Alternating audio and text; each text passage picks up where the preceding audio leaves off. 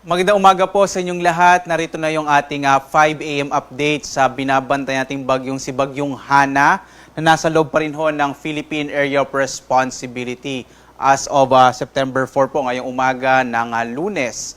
Sa ating latest update sa Bagyong Hana, huli natin itong namataan 265 kilometers ho northwest ng Itbayat sa Batanes. Ang kanyang lakas ngayon o maximum sustained winds ay nasa 120 kilometers per hour malapit sa gitna at pagbugso naman nasa 165 kilometers per hour. Mula dun sa pagkilos niya na pakanluran, ito ay nag-south-southwestward. Ito ibig sabihin medyo bumababa po o patimog yung pagkilos niya. Kaya po hindi ito agad lumabas ng Philippine Area of Responsibility at posibleng mamayang hapon pa o afternoon lalabas ho ng boundary ng PAR. Samantala, patuloy pa rin yung pag-iral ng southwest monsoon o habagat na siya magdadala pa rin ng mga pag-ulan sa malaking bahagi ho ng northern Luzon, particular na Ilocos Region, gayon din sa may central Luzon, yung Bataan-Zambales area, at gayon din sa Kamaynilaan, ilang bahagi ng Calabarzon, at kasama rin yung bahagi ng Mimaropa. Samantala, makikita ho natin, meron hong kaulapan dito sa may silangang bahagi ng Northern Luzon. Hindi pa ito low pressure area, cloud clusters pa lamang ito ngayon. At patuloy natin ito i-monitor. Hindi natin inalis yung posibilidad na maging low pressure area ito sa mga susunod na araw. Kaya lagi ho tayong tumutok sa update ng Pag-asa sa lagay na iba't ibang mga weather system na nakakaapekto sa ating bansa. Narito naman yung latest track ng bagyong si Hana. Makikita nga ho natin, ito nga bagyong Hana, yung kanyang latest position. Nasa loob pa rin siya ng Philippine Air Responsibility, halos nasa boundary na ho ng PAR. Sa ngayon ho, yung kanyang pagkilos nga na pakanluran ay naging patimog.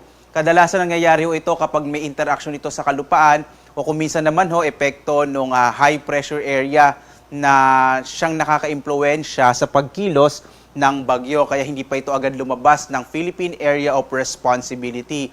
Inaasahan naman natin na yung bagyong Hana, pagdating ho ng mamayang hapon, posibleng nasa labas na ito ng Philippine Area of Responsibility kapag nagsimulang kumilos uli ito pahilagang kanluran.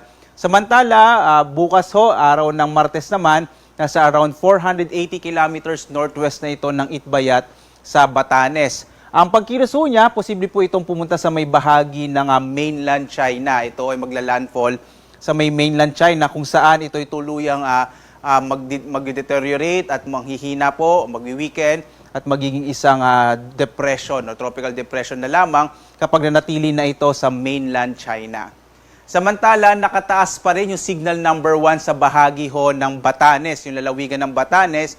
Pwede pa rin ho makaranas sa mga pagbugso ng hangin at mga pag-ulan itong bahagi ho ng Batanes. Ito ay direktang dulot ng bagyong si Hana.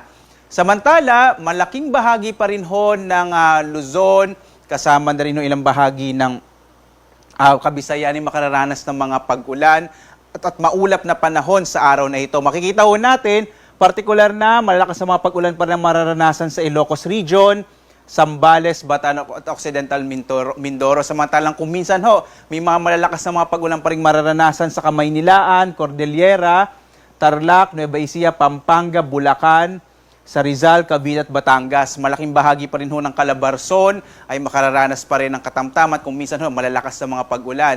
Hanggang bukas, makararanas pa rin ho ng mga pag-ulan ang ilang bahagi ho ng Kamaynilaan, sa may Cordillera, partikular ni Abra at Benguet, ilang bahagi ng Central Luzon, pero kadalasan no, yung konsentrasyon ng pag-ulan natin, yung bahagi pa rin ng Ilocos Region, lalo na sa may Pangasinan, Zambales, Bataan. Samantala ho, dating ho ng araw ng Miyerkules, ang makararanas ho ng mas malalakas na mga pag-ulan or mga malalakas na mga pag-ulan, yung bahagi na lamang ng Ilocos Region, Zambales at Bataan.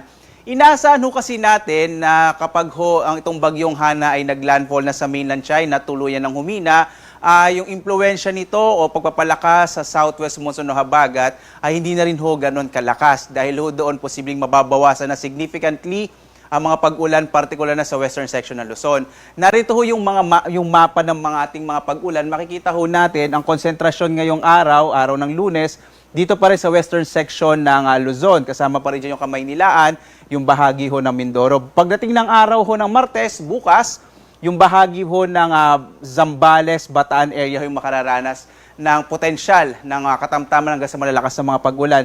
Pagdating ho ng araw ng Miyerkules, inaasahan natin yung mga usual na mga localized thunderstorms. Posibleng mas magpakita na ang haring araw, partikular na dito sa mga lugar kung saan ilang araw na nga inuulan. Kaya po pagdating ng Miyerkules o Wednesday, mas malaking chance ho na fair weather na sa malaking bahagi ng ating bansa, liban na lamang sa mga usual na localized thunderstorms na nararanasan sa hapon hanggang sa gabi.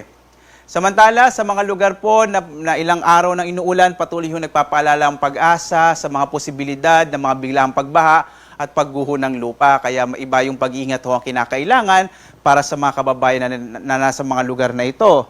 Samantala, posible pa rin ho yung mga pagbugso ng hangin dulot ng bagyong hanging habagat na pinalakas ng bagyong Hana ngayong araw at bukas. Malaking bahagi pa rin ho ng Luzon, lalo na yung western section ng Luzon ay makararanas ng mga bugso ng hangin. Pagdating ho ng araw ng Martes, ilang bahagi pa rin ho ng Luzon, gayon din ho umaabot ho hanggang sa may Camarines provinces, posible ho yung mga pagbugso ng hangin, dulot ng habagat na pinalakas ng bagyong si Hana. Kapag po naging depression o humina na yung bagyong Hana at tuluyan na maglaho, ay maglalaho na rin o mababawasan na significantly yung bugso ng hangin.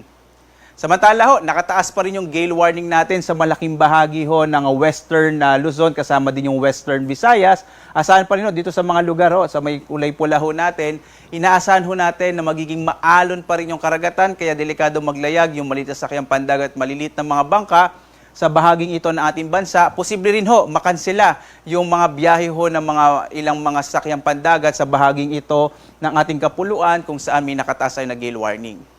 At patuloy pa rin namin kayo na inaanyayahan para sa mga updates ho natin. Meron pa rin tayong 6 hourly update. Yung susunod ho nating update sa bagyong Hana mamayang alas 11 ng umaga. Pagdating naman ho sa gale warning, magkakaroon ho tayo ng update ho mamayang hapon. Unless may mga pagbabago po tayo, maaaring mas maagang ilabas yung ating gale warning, yung tinatawag na intermediate. At meron pa rin po tayong weather advisory na ilalabas tungkol sa habagat mamayang alas 11 din ng umaga. Meron din ho tayong mga thunderstorm and rainfall advisories na pinalalabas ho ng iba't ibang mga Regional Services Division ng Pag-asa para ho sa latest update. Normally, 3 oras, every 3 hours po ina-update itong mga thunderstorm and rainfall advisories. At para sa iba pang mga impormasyon sa lagay ng ating klima at panahon, maaari po tayo pumunta sa ating website, pag-asa.dosa.gov.ph at sa iba pang mga social media platforms ng ating ahensya. At muli po, mula sa Pag-asa Weather Forecasting Center, live na nag-uulat, Obet Badrina, maghanda po tayo lagi para sa ligtas na Pilipinas. Maraming salamat po. Magandang umaga sa inyong lahat.